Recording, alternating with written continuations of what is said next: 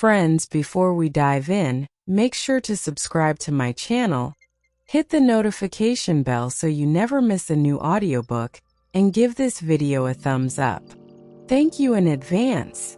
Sex and Sorcery, The Alchemy of Stolen Moons. The first time I saw a love spell unravel, it was in the reflection of a silver spoon. I was 16, hiding in the pantry watching our cook, Eldoria, stir a pot of honeyed wine. She wasn't just stirring. She was weaving, her whispered words and the clockwise motion of her wrist pulling threads of longing from the very air. The man she desired, a stable hand with laugh-lined eyes, was meant to be enchanted. But as the steam rose, it didn't carry the scent of roses and obsession. It smelled of burnt sugar and regret. Later, I saw him flinch when she entered the room, a subconscious recoil from the violation of his own will. That's when I learned that magic, like love, is not about control. It's about the space between the ingredients, the silence between the words, the terrifying, beautiful leap of faith. I, Serena Vane, have built a life on studying that leap. Not in a tower with dusty scrolls, but in the living, breathing, often scandalous heart of Eldoria. The city is a jewel box of polished obsidian and enchanted quartz, nestled between the spine of the world mountains and the whispering sea. Here the very cobblestones hum with latent power, and the air tastes of ozone, rosewater, and intrigue. Guild spires pierce the smoggy sky, their banners, a gavel for the legalists, a blooming nightflower for the alchemists, a lightning bolt for the storm knights, and a quill for my own scribes, flapping like the wings of captive birds. They control everything: the flow of enchanted goods, the intricate dance of court politics, and most profitably, the binding contracts of marriage and alliance. Love in Eldoria is rarely just love. It is a currency, a weapon, a political gambit. Which is why once a week we forsake sanctuary. The Moon and Ember Tavern is our confessional, tucked away in the Vale district, a place the guilds pretend doesn't exist. It's a cavern of shadow and warmth. The walls are rough-hewn stone, threaded with veins of real, pulsating ember light. The air is thick with the smell of mulled wine, roasting meat, and the faint metallic tang of spent magic. Our table, in a secluded nook beside a great fireplace, is worn smooth by the press of our elbows and the weight of our secrets. Tonight I arrived first, the chill of the autumn evening clinging to my velvet cloak. I ordered a carafe of their signature moonfire wine and watched the liquid, a pale silver blue, swirl in my glass. I was still composing the final lines of my latest tale in my head, a forbidden romance between a guild scribe and a member of the Silent Guard, a story that would see me fined, or worse, if my pen name were ever discovered. The thrill of it was a familiar, pleasant hum under my skin. Mira was next, a whirlwind of crisp parchment and righteous irritation. Her robes, the deep crimson of the legal sorceress guild, were immaculate, but her fiery red hair was escaping its severe bun in defiant tendrils. She slid into the seat opposite me, her green eyes sparking with intellectual fury. Another day, another dozen contracts designed to strip the soul from the institution of marriage, she declared, snapping her fingers for a glass. Lord Brayborn actually tried to include a clause that his betrothed would be magically compelled to display cheerful countenance at all times. I told him he'd have better luck enchanting a gargoyle. I smiled, pushing her glass across the table. And what did you do? I found a precedent in the Codex of Sentient Rights, subsection Force Jollity, and billed him triple for my research time. She took a long sip of wine, a satisfied smirk playing on her lips. He called me a harpy. I considered it a compliment. Our banter was interrupted by the arrival of Kalla Run. She moved through the crowded tavern like a scent on the wind, all flowing silks and shades of twilight and saffron. As the city's most sought-after alchemist of desire, her very presence seemed to alter the atmosphere, making the candlelight softer, the shadows deeper. She carried the aroma of night-blooming jasmine, crushed violets, and something uniquely, indefinably Kalla. "Darlings," she purred, settling beside me, "the emotional climate in here is so much more agreeable than the Ethereum. All that structured magic gives me a headache." She produced a small crystal vial from her sleeve and let a single shimmering drop fall into her wine. "A little something for clarity, and to take the edge off Mira's righteous indignation." Mira snorted. "My indignation is what pays for your overpriced clarity concoctions, Kalla." "Nonsense. My concoctions are what make your clients tolerable enough for you to extort them," Kalla retorted, her eyes the color of warm amber twinkling. The final member of our quartet made her entrance with less grace and more force. Biana storm blew into the moon and ember as if carried on her own personal gale. Her leather armor was scuffed, her dark, curly hair was a tempest around her head, and a faint scent of rain and ozone followed her. She dropped into the last chair with a heavy sigh, her broad shoulders slumping. "Rough day at the Citadel?" I asked gently. Biana grabbed the carafe and drank directly from it, a breach of etiquette that made Mira wince. The storm nights were running drills, lightning call and wind shaping. Overdid it. Again. She looked down at her hands, calloused and capable, as if they'd betrayed her. "Shattered 3 practice dummies. Not just broke, Serena. Vaporized. Commander Valerius said my power is unruly. He's too polite. It's a curse. I can't even hold a teacup without worrying I'll crack it, let alone..." She trailed off, but we all heard the unspoken words. "Let alone hold someone." An understanding silence fell over our table. This was the core of us. Mira, who built walls of logic to protect a shattered heart she never spoke of. Kalla, who sought to deconstruct love into its component parts, afraid perhaps of its messy, unpredictable whole. Biana, who believed her own strength was a destructive force. And me, the observer, the chronicler, who sought truth and passion but was always one step removed, safe behind my parchment shield. "Well," Kalla said, breaking the melancholy with her practical, if eccentric, wisdom, "the problem with lightning is that it seeks a ground. You are all power, Biana, with no conduit. You need an outlet. A lightning rod, if you will." She waggled her eyebrows suggestively. Biana blushed, a rare and beautiful sight on her warrior's face. "Oh yes, I'll just stroll down to the market and pick one up. 1 lightning rod. For the cursed storm night, please." "I might know a blacksmith," Mira said dryly. "I could draw up a contract. Party A agrees to absorb magical discharges, indemnifying Party B against all structural and emotional damage." We laughed, the sound weaving a fragile shield of camaraderie around us. This was our ritual, the sharing of wounds and the application of the balm of friendship. It was then that the tavern door opened again, and the mood shifted. He moved through the crowd with a predator's grace, a silence that was more arresting than any noise. He was tall, broad-shouldered, clad in travel-stained leathers and a dark cloak. He wasn't a guildsman. Their arrogance was a polished thing. His was raw-earned. A long leather-wrapped hilt rose over his shoulder, the telltale sign of a witcher for hire, a breed of monster hunters who operated outside guild law. But his face, It was too noble, too finely carved for a common sellsword.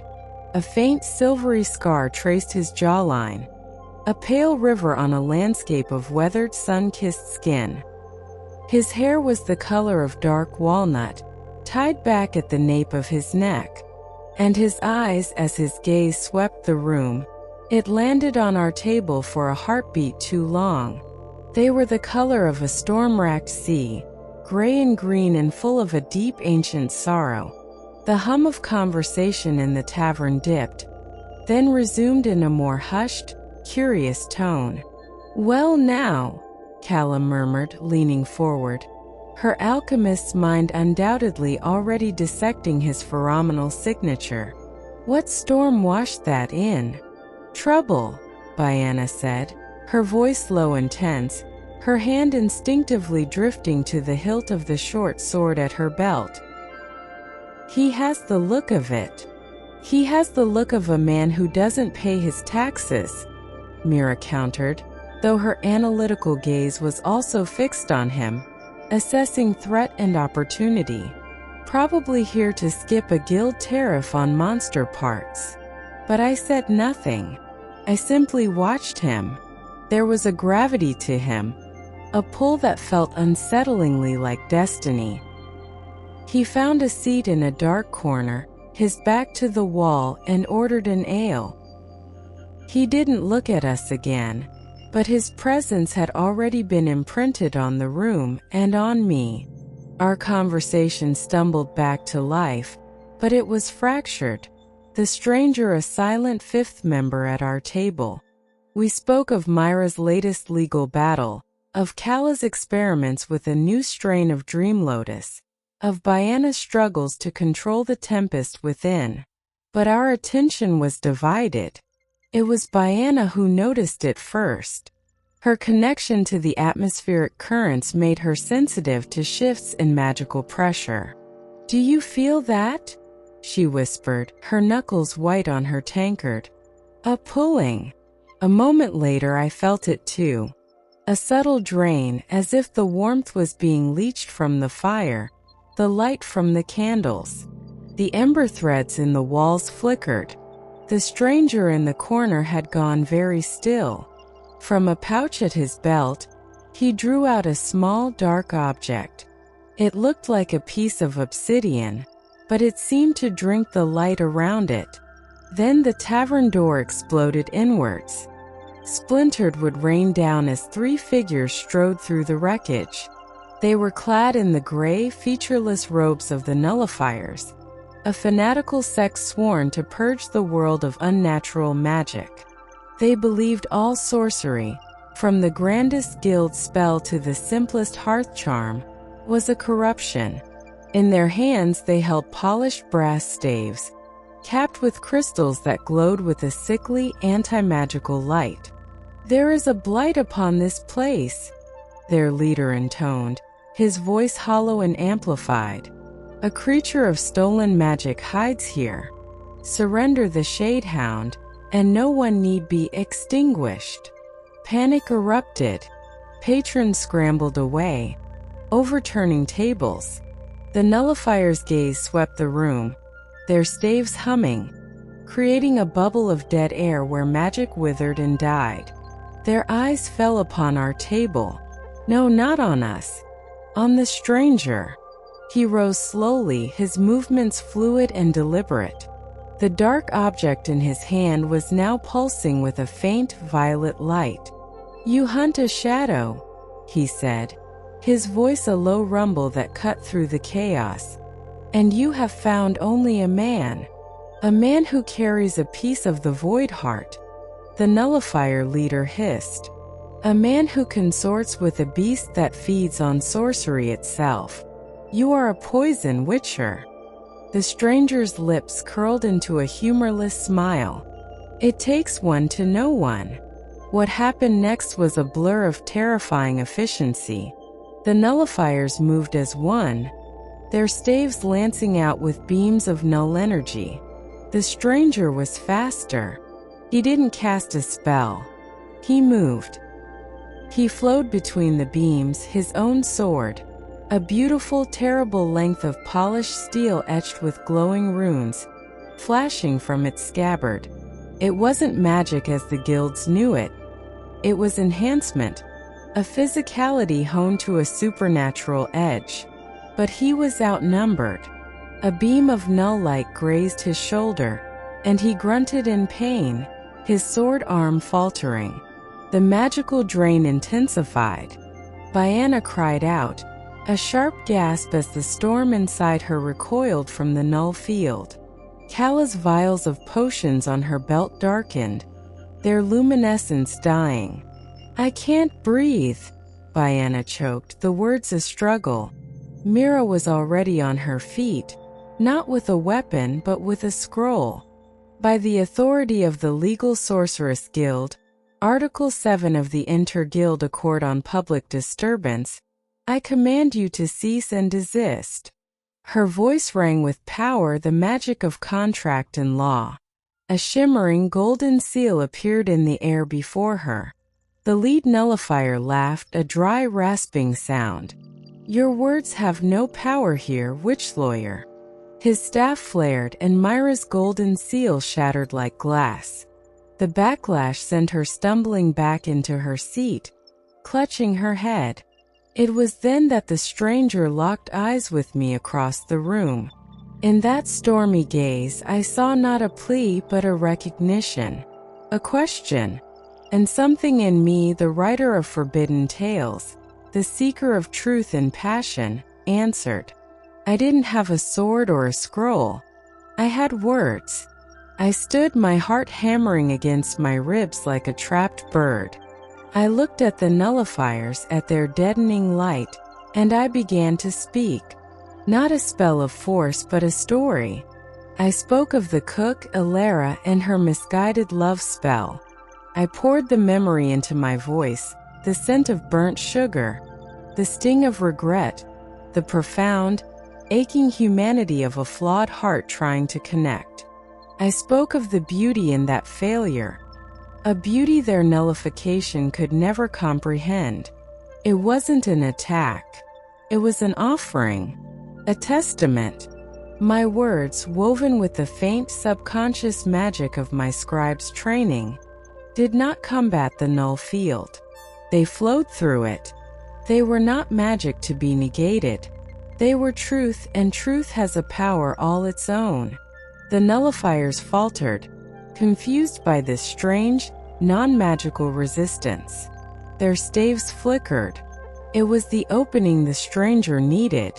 With a roar that was more beast than man, he surged forward. His sword became a whirlwind of silver, disarming one nullifier, shattering the staff of another. The third he dispatched with a brutal, efficient kick to the knee that echoed with a sickening crack. In seconds they were disarmed and groaning on the floor. The null field collapsed. The return of magic was a thunderclap. The ember lights in the walls blazed. Biana drew in a ragged, grateful breath, the air around her crackling with released energy. Kalla's potions glowed once more. Silence descended, thick and heavy. The stranger stood amidst the wreckage, his chest heaving. He sheathed his sword and walked toward our table. His stormy eyes were fixed on me. He stopped before me, the scent of leather, cold night air, and blood on him. He looked down at me and the world, the shattered door, the moaning nullifiers, the stunned patrons, my wide-eyed friends. All of it fell away. Your words, he said, his voice rough. They are a different kind of weapon. And you, I replied, my own voice surprisingly steady, are a different kind of trouble. He reached into his pouch and placed the dark, pulsing obsidian on our table. It was warm to the touch.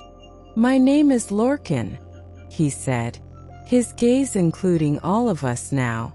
And the nullifiers are the least of our problems. The creature they hunt, the shadehound, it is not what they think. It is the key or the doom of a prophecy. And the prophecy, it speaks of 4 women. A scribe, a lawyer, an alchemist, and a storm knight. He let the words hang in the air. A challenge and a summons. I looked at Mira, her face pale but resolute. At Kalla, her eyes alight with furious curiosity. At Biana, who looked not afraid but focused, as if she had finally found a storm worth fighting. Our sanctuary had been breached. Our quiet lives of personal drama and secret sorrows were over. The game of love and power had just become a war for fate itself. And as I looked into Lorcan's haunted, storm-colored eyes, I knew with a terrifying, thrilling certainty that my next story would not be written with ink, but with blood, magic, and a choice that would change everything. The silence that followed Lorcan's declaration was a physical presence, thick as the tavern's smoke and heavy with the weight of shattered normalcy. I could feel the gazes of my friends, a tangle of shock, suspicion, and a fearful, burgeoning curiosity. It was Mira who broke the spell, her voice a blade of cool, legalistic precision. A prophecy. The word was a drop of poison in a well, a term notoriously lacking in evidentiary support and legal standing.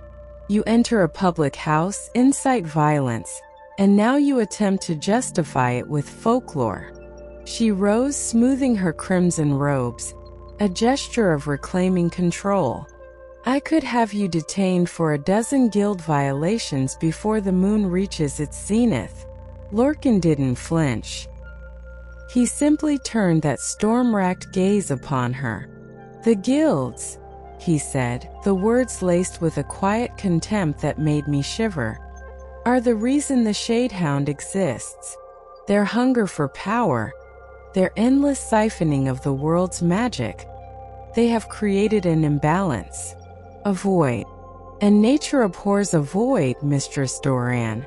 Fills it with things like the hound, and with things like the nullifiers, who are merely the symptom of a greater disease. You speak in circles, Biana said, her voice a low thrum of contained lightning. She was standing now too, her body a taut line of readiness. What does this have to do with us? Lorcan's eyes swept over us, and I felt the touch of his gaze like a physical thing, assessing, knowing. The prophecy of the sundered moon. It speaks of a time when the guild's greed would tear the fabric of the ether. It foretells for women, each touched by a different facet of magic's heart, who would stand at the crossroads. The heart, the mind, the alchemy, and the storm. You would either mend the tear, or be consumed by the chaos that spills forth. Kalla, who had been watching him with the intense focus of a scholar examining a rare specimen, finally spoke. Heart, mind, alchemy, storm. A slow, dangerous smile curved her lips. How dreadfully literal. And which am I wonder? The alchemy, I presume? The one who deals in potions and passions, reducing the grand to the granular. Her tone was light, but her eyes were sharp, probing for his truth.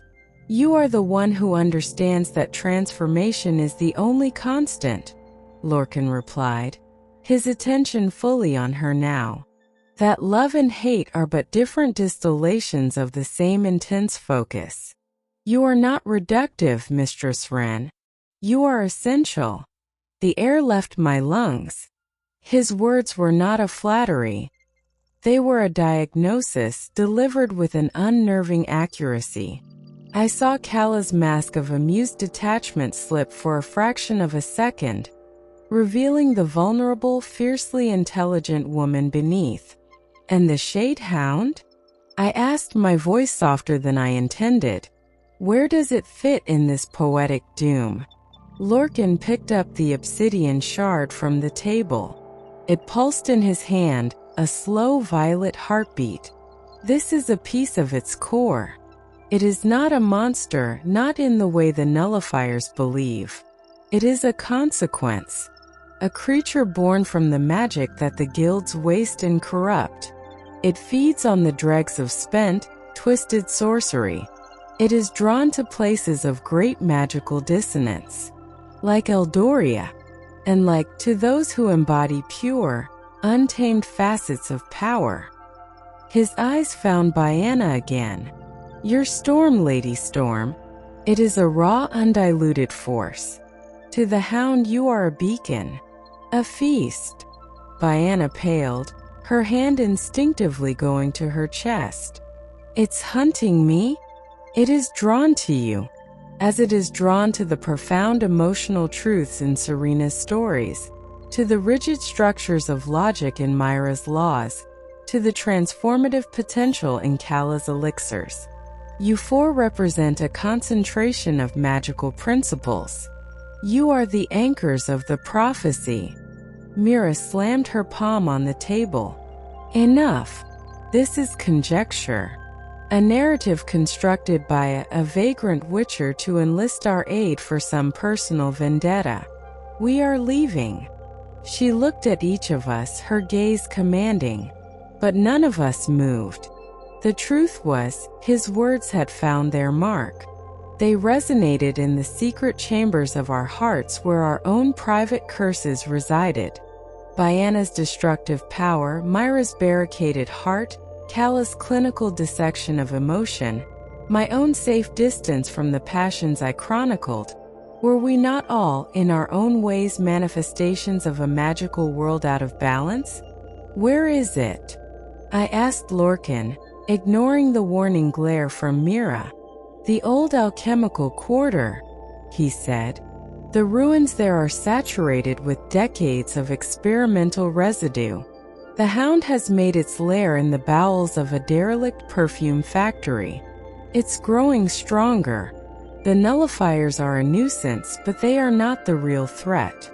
If the hound feeds on a power source as pure as one of yours, it will cease to be a scavenger.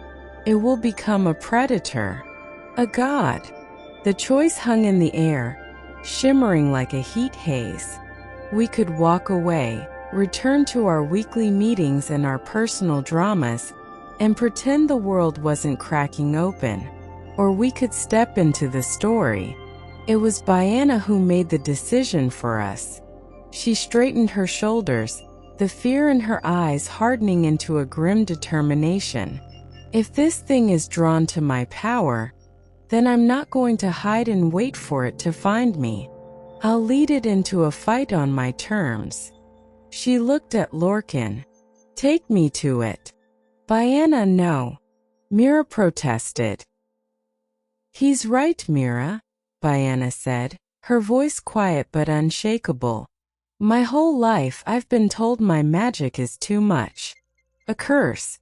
If this consequence is what my power has attracted, then I have a responsibility to face it. I won't have its destruction on my conscience. Kalla was already rummaging in the silk pouches at her belt, pulling out vials of iridescent liquid. I'm coming. The emotional and magical resonance of such an entity. It's an alchemist's dream, or nightmare. The line is often blurry. She looked at Lorcan. I assume you have a plan that extends beyond Stab the magical void beast? A ghost of a smile touched Lorcan's lips. The hound cannot be killed by conventional means. It is a thing of absence. But it can be balanced. The prophecy suggests the four anchors can weave a new structure around it, using their combined natures. But it is dangerous. You would have to open yourselves to the magic, and to each other in a way you never have. His eyes settled on me last. The story, Serena, needs a teller. Not to observe from the shadows, but to speak the truth that will hold the pattern together. Your words tonight, they disrupted the nullification. They can also bind a broken thing. I felt a thrill of terror and a profound, terrifying rightness. This was the leap of faith I had always written about. Mira watched us, her face a battleground of logic and something else. A long-buried ember of the woman she was before her heartbreak. She saw the resolve in Biana's face, the scientific fervor in Kalla's, the terrifying acceptance in mine. She let out a long, weary sigh, the sound of a fortress gate grinding open. "Fine," she bit out. "But if I'm going to participate in this institutionalized madness, we do it with contracts. Metaphysical ones. We establish terms. We define the boundaries of this weaving. I will not have us stumbling into a magical catastrophe without a framework." It was her way of saying yes. Her way of protecting us even now. Lorcan nodded. Agreed. The journey to the alchemical quarter was a descent into another world. Eldoria's gleaming spires gave way to crumbling, soot-stained buildings shaped like twisted alembics and great broken retorts. The air, once fragrant with magic and commerce, was now a chemical ghost, smelling of spoiled saffron, acidic vinegar, and the cloying sweetness of rotted flowers. The very stones seemed diseased, weeping iridescent sludge. The moon, a sliver of stolen silver, provided the only light, casting long, distorted shadows. Lorcan moved ahead of us, a silent, watchful phantom. I walked beside Biana, whose hands were clenched into fists, tiny arcs of lightning dancing between her knuckles. "Are you all right?" I asked softly. "I can feel it," she whispered, her voice strained. "It's like a pull in my blood, a hollow ache. It's hungry." Kalla, walking behind us with Mira, was murmuring incantations, preparing her elixirs. Fascinating. The emotional resonance is one of profound loss, a bottomless yearning. Mira said nothing, her jaw set, her mind undoubtedly constructing and deconstructing the legal framework for sealing a magical void. We stopped before the gaping maw of a factory entrance. The rusted sign above read "Essence of Eve" in curling, faded script. A deep, resonant humming vibrated up through the soles of my boots, a sound that felt like silence given voice. "It's in there," Lorcan said, his hand resting on his sword hilt. "Remember, you cannot fight its absence with more force. Biana, your storm will only make it stronger. You must be the anchor. All of you, hold fast to what you are. Not your power, but your essence." He led us inside. The interior was a cathedral of decay. Massive copper vats, scarred and green with verdigris, loomed like sleeping giants. Shattered glass crunched underfoot, and in the center of the vast space it waited. The Shadehound was not a hound of flesh and bone. It was a living silhouette, a hole cut in the reality of the world. It had a canine shape, but it was composed of swirling anti-light, a darkness so profound it hurt to look at. Where its eyes should have been were 2 points of cold, violet fire, the same color as the shard in Lorcan's possession. It turned its head, and the humming intensified, becoming a psychic whine that scraped at the edges of my mind. I felt a sudden, overwhelming sense of apathy, as if all my passions, my stories, my desires were meaningless dust. "It begins," Lorcan said, his voice tight. "It attacks the will first. Now, anchor yourselves." Biana cried out, not in fear but in challenge. She planted her feet, and instead of unleashing the tempest, she pulled it inward. Lightning wreathed her body not in an explosive display, but in a contained, brilliant corona. She was not fighting the pull. She was becoming the unassailable eye of her own storm. "You want my power?" she roared at the void. "Come and try to take it." The hound lunged, not at her but at the space around her. The air crackled and died where it passed. "Mira!" Lorcan shouted. Mira's eyes were closed. She held her hands before her, and from her lips fell not a spell, but a clause. Let it be known and entered into the record that this space is hereby defined as a sanctuary of balance. All parties, corporeal and non, are bound by the prime directive of existential equilibrium. Golden threads of logical consequence shot from her fingers, not to cage the hound, but to weave a latticework of order in the chaotic air around it.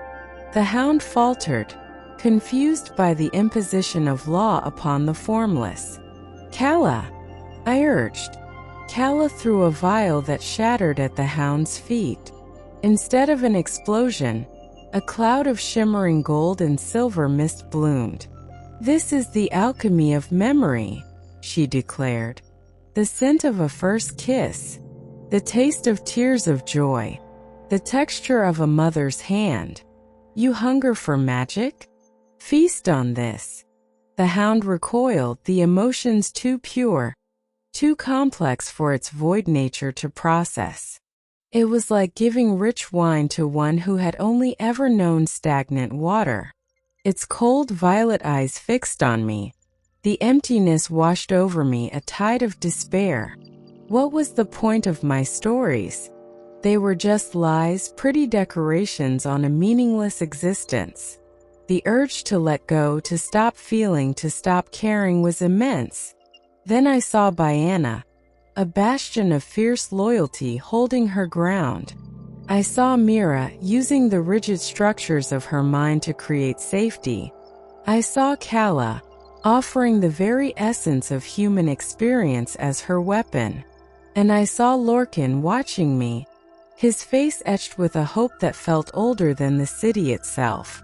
I opened my mouth, and I did not tell a story of others.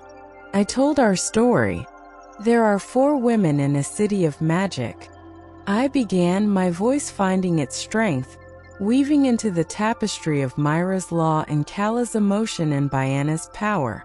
One is a storm who fears her own strength, but would stand against the void for her friends. One is a mind of brilliant, cutting logic, who builds walls not to keep others out, but to keep the pain in. One is an alchemist who seeks the formula for love, not knowing she embodies its very mystery.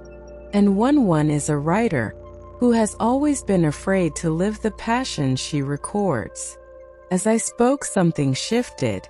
The golden threads of Mira's law, the shimmering mist of Kalla's alchemy, the crackling energy of Biana's storm, and the silver stream of my narrative began to intertwine. They didn't attack the Shadehound. They surrounded it, not with force but with meaning, with substance. The void beast thrashed, but it was being filled.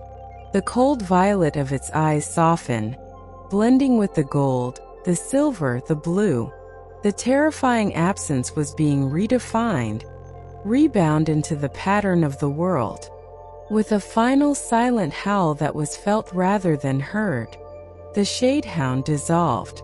It didn't vanish, it transformed. The swirling darkness coalesced into a single, perfect, obsidian gem that fell to the floor with a soft clink. It no longer pulsed with a hungry violet light, but glowed with a gentle internal luminescence, containing all the colors of our combined magic. The humming stopped. The psychic pressure vanished. We stood in the sudden, ringing silence, panting, trembling, connected by an invisible thread of shared exertion and awe. Lorcan walked forward and picked up the gem. He held it out to me. "The tear of the sundered moon," he said quietly. "Mended. For now." I took it. It was warm, alive. We had faced the prophecy. We had chosen to mend, not be consumed. But as I looked at Lorcan, at the deep, unspoken history in his eyes, I knew the greater challenge still lay ahead. The magic outside these ruins was still unbalanced. The guilds still hoarded their power. And the connection thrumming between the 5 of us was a new, unpredictable variable in the equation of fate. The story was far from over. It had only just begun. The silence in the ruined factory was not empty. It was full. It was the dense, resonant quiet that follows a symphony's final note, thrumming with the memory of power. We stood, the five of us, bound by the shared breath we now drew, the air tasting clean for the first time, purged of the hound's psychic decay. The obsidian gem, the tear of the sundered moon, was warm and strangely heavy in my palm, a tangible heartbeat of the impossible thing we had just done. Biana was the first to move, sinking to her knees not in weakness but in release. A single clean tear traced a path through the grime on her cheek. "It didn't break," she whispered, looking at her hands, which now lay still and calm in her lap. "I didn't break anything." Mira leaned against a corroded copper vat, her face pale, her usually impeccable posture slumped. The golden threads of her legal magic had faded, but a new softer light seemed to emanate from her. She had used the law not as a weapon, but as a scaffold for salvation. The experience had left cracks in her own formidable defenses. "The precedent we've just set," she murmured almost to herself, "a metaphysical binding based on collective will and archetypal resonance. The implications are staggering." Kalla, ever the scientist, was already circling the spot where the hound had dissolved, her fingers tracing patterns in the air. "The emotional residue is stable, serene, like a wound finally scabbed over. We didn't destroy it. We healed the magical ecosystem around it." She looked at Lorcan, her amber eyes alight with 100 new questions. "You knew this would happen. You didn't bring us here to kill a monster. You brought us here to perform a magical synthesis." Lorcan's gaze was fixed on me, or more precisely, on the gem in my hand. The storm in his eyes had quieted to a pre-dawn calm, filled with a weary, ancient relief. "I knew what the prophecy suggested. I didn't know if you had the courage to see it through. Most would have chosen the simpler path of destruction." He took a step closer, and the space between us seemed to contract, charged with the aftermath of shared peril. "Your words, Serena, they were the catalyst. You gave the process its narrative, its soul." I could feel the weight of his regard, a physical pressure. It was more than gratitude. It was a recognition that saw past the chronicler to the woman. My heart, which had been pounding with fear, now hammered with a different, more dangerous rhythm. The walk back to the city was a surreal procession. We moved through the sleeping, oblivious streets of Eldoria, carrying a secret that could shatter the foundations of the guilds. The first hints of dawn were painting the eastern sky in shades of rose and gold, a stark contrast to the subterranean struggle we had just endured. We didn't speak much. There was too much to process. We ended up at my apartments, a spacious set of rooms tucked above a scriptorium, filled with overstuffed chairs, shelves groaning with books, and the perpetual scent of ink and drying herbs. It was a place of thought and quiet, now invaded by the scent of ozone, alchemical fumes, and the raw masculine presence of Lorcan. Kalla immediately commandeered the hearth, brewing a potent tea laced with calming chamomile, and a drop of something that promised to reattune the spiritual frequencies. Biana accepted a cup with trembling hands, the adrenaline finally leaving her system. Mira sat stiffly in my best armchair, her mind clearly already drafting the official, non-classified report of the evening's events. He took a sip of the tea. "My father was a prince of a fallen house. My mother was a guild mage of considerable power.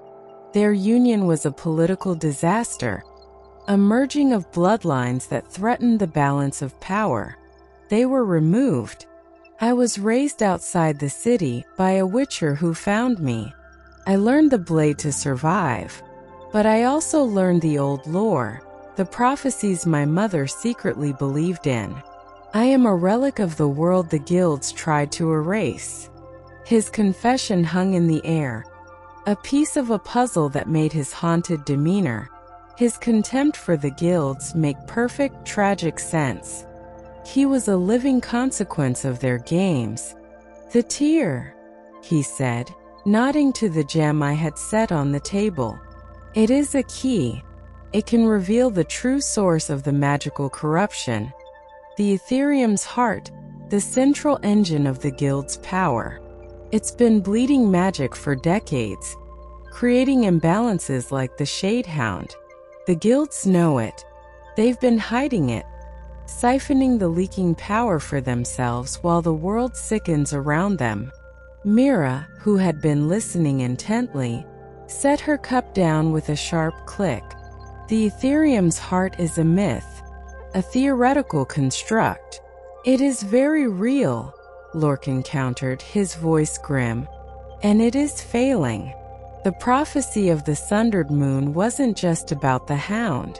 It was about the moment the tear in the heart would become critical. That moment is now. The hound was a symptom. The disease is at the city's core." The room fell silent once more. We had mended a tear in the magical fabric, only to be told the entire loom was breaking. "So what do we do?" Biana asked, her voice steadier now.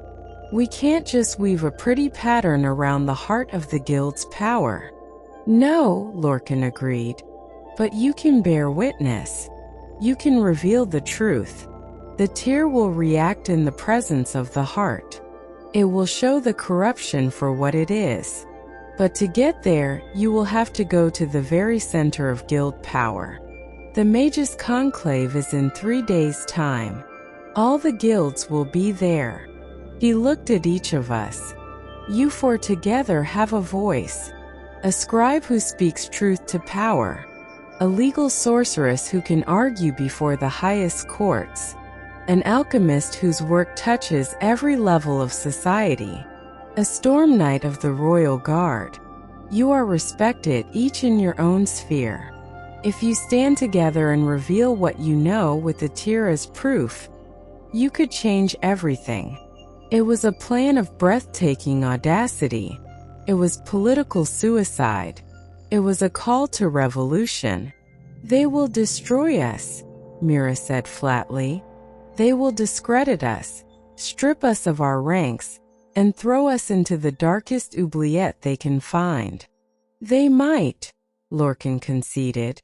"Or you might be the spark that lights a new age."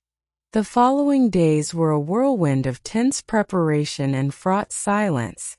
The easy camaraderie of our weekly tavern meetings was replaced by the grim focus of co-conspirators.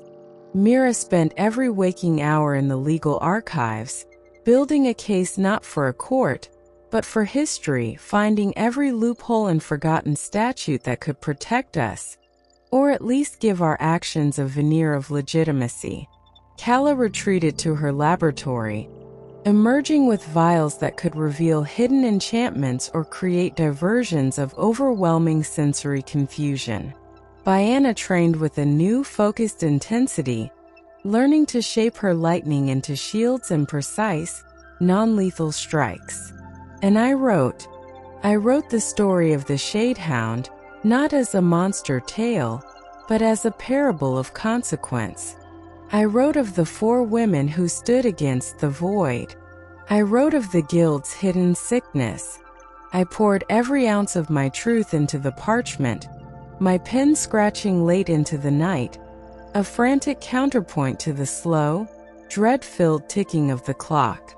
Through it all, Lorcan was a constant, shadowy presence. He moved between us, a quiet source of information and grim encouragement.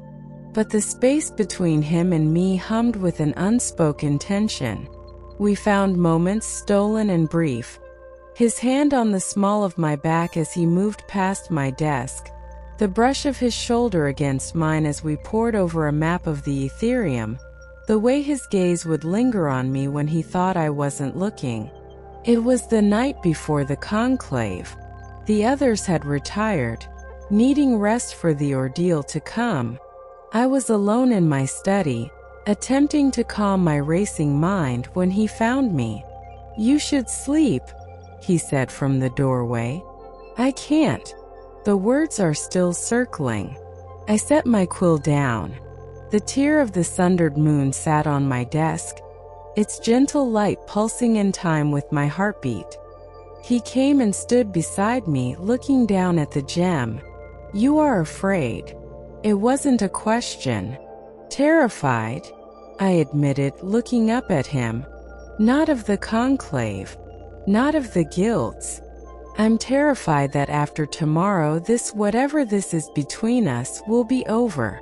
That it only exists in this strange, pressurized space between disaster and destiny."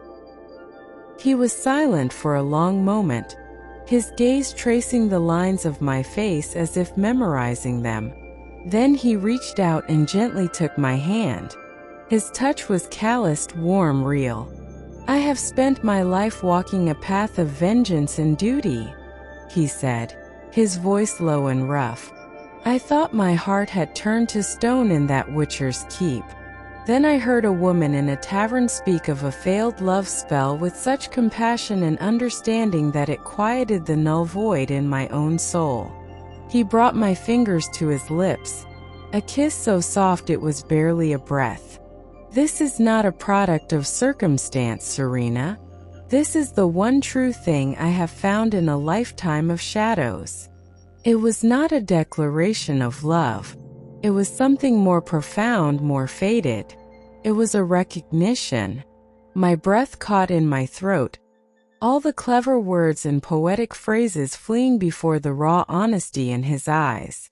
I stood, my hand still in his, and led him from the study, away from the prophecies and the politics, into the quiet dark of my bedchamber.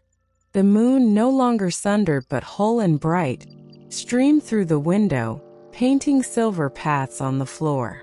What happened between us then was not the frantic coupling of two people facing doom. It was a slow, deliberate exploration, a silent conversation of hands and lips and skin. I learned the map of his scars, each one a story of survival.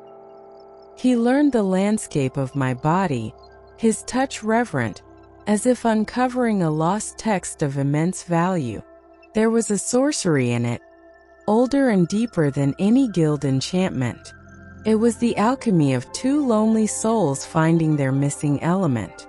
When I finally cried out, my back arching, my fingers tangling in his dark hair, it was not a sound of passion alone, but of a self I had only written about finally, truly being born.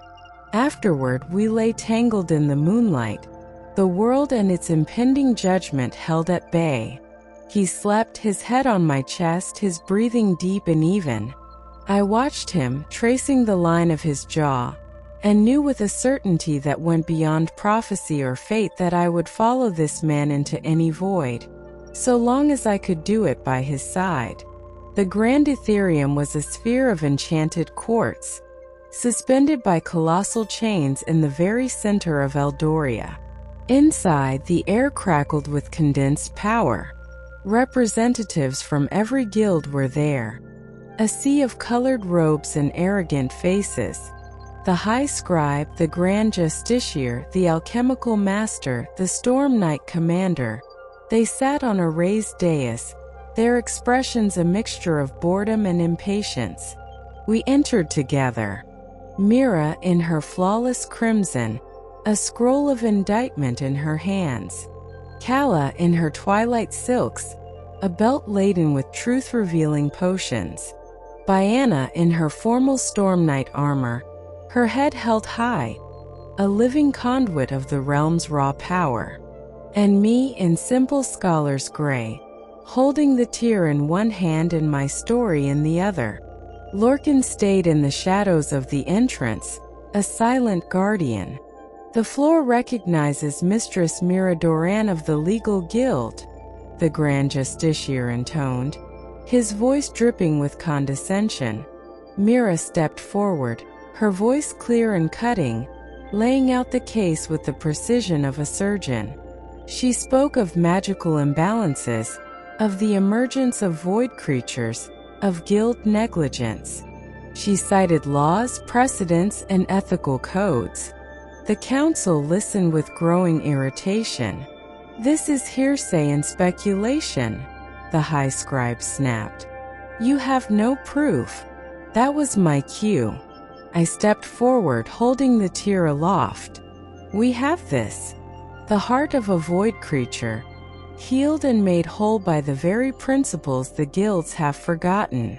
I began to speak, not reading from my parchment, but from my heart. I told them our story.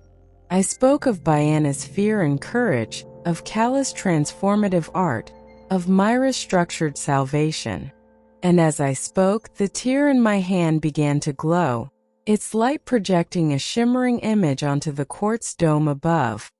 An image of the Ethereum's heart, a beautiful fractured crystal, leaking streams of corrupted energy into the world. Gasps filled the chamber. The projected image was undeniable. Chaos erupted. Accusations flew. The guilds turned on each other. In the confusion, the Storm Knight commander, Biana's superior, rose, his face purple with rage. "This is treason. Seize them." He pointed a finger, and a bolt of pure destructive energy shot not at me, but at Biana. Time seemed to slow. I saw Biana's eyes widen, not in fear, but in a heartbreaking acceptance. She believed in that final moment that the curse had come true. But Lorcan was faster. He moved from the shadows, a blur of motion, placing himself between Biana and the blast. The energy struck him full in the chest. He cried out, a sound of agony, and was thrown back, collapsing at the base of the dais. A scream tore from my throat. I rushed to his side, cradling his head. The smell of burnt flesh filled my nostrils. His eyes were open, staring blindly at the quartz ceiling. The storm in them finally terribly stilled. The world dissolved into a nightmare of shouting and clashing steel. Biana, unleashed, became the storm, her lightning a controlled, righteous fury that disarmed the guards. Kalla's potions created clouds of confusion. Mira's voice rose above the din, declaring a state of magical emergency and assuming temporary authority. But I heard none of it. I was lost in the gray-green silence of Lorcan's eyes, in the terrible absolute quiet of his chest. He had given his life to shatter the curse, not just on the city but on Biana's soul. He had completed his duty. He had saved the anchor of the storm. The revolution, I was told later, was successful. The corruption was exposed. The guilds were restructured. A new council was formed, with my 3 friends at its helm, guiding Eldoria into an age of balance. Biana learned that her power was not a curse, but a necessary force of protection. Mira learned that the heart could be a guide as well as the mind. Kalla learned that some formulas like love and friendship were meant to be lived, not solved. I finished my story. Sex and Sorcery. The Alchemy of Stolen Moons. It became the most widely read scroll in the kingdom, not for its scandal but for its truth. But my own story had a different ending. I keep the tear of the sundered moon on my desk. It no longer glows with a steady light, but sometimes, when the moon is full and my heart is particularly quiet, I see a flicker of a storm in its depths. I live in my quiet apartments above the scriptorium. I still write of love and passion, but the words no longer come from a place of observation. They come from a memory, a touch, A single perfect night when a witcher prince with stormy eyes taught me that the most powerful magic is not in the grand gestures or the world-altering prophecies. It is in the choice to be vulnerable. It is in the courage to love, knowing that love is the one spell that always carries the risk of a broken heart, and that the breaking too is part of the story. The wind outside my window carries the scent of the sea, and sometimes if I try hard enough, I can imagine it also carries the whisper of his name. And in that moment, the space between the world that is and the world that could have been feels paper thin and almost beautiful. So there we are. The story of the moon and ember, the shadehound, and the witcher who changed my world. But every ending is a new beginning, isn't it? The streets of Eldoria are still full of whispers, and my friends, well, their stories are far from over. There are more secrets to uncover, more potions to brew, more laws to challenge, and more storms to weather. If you've wandered with us this far, if you've felt the pull of magic and the ache of a heart laid bare, then you are one of us. Your listenership is the final vital ingredient in our alchemy. So let your voice be heard in the grand tavern of this platform. Subscribe so you never miss a tale. Leave a like if you found a piece of your own truth in ours. And comment below. Tell me, which of the four women are you? The heart, the mind, the alchemy, or the storm? What magic would you weave? Your thoughts, your theories, your own stories. They are the spells that keep this world alive. I'll be reading everyone. Until the next story finds its voice. Yours in magic and mystery, Serena Vane.